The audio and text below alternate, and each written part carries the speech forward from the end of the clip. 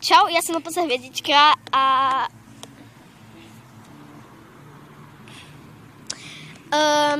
dnešní to budou blbosti.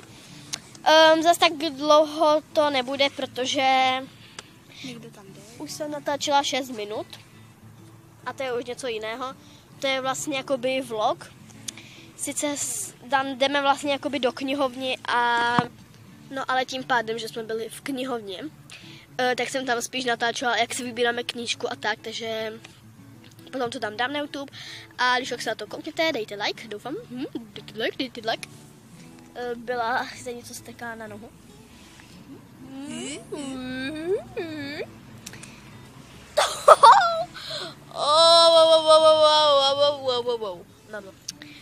No a teda budou to ty blbosti, takže můžeme na to. Sakra.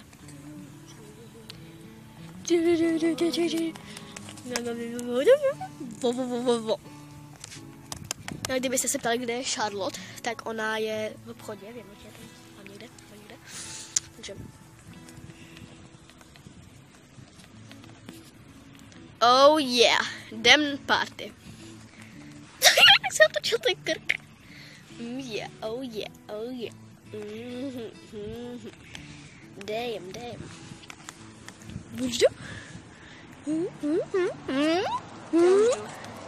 Tady se dělá něco, nebudu to říkat. Někdo mi napsal zprávu. Domino? Ne, někdo mi napsal zprávu. Romy? Kdo ti napsal zprávu? Já nevím. Operátor, myslím. Sakra. Asi už půjdem. Okay. I believe I can fly. Oops.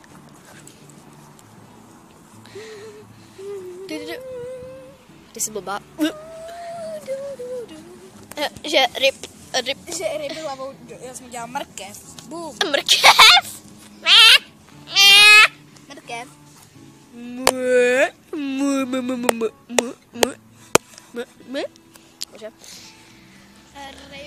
Ryb.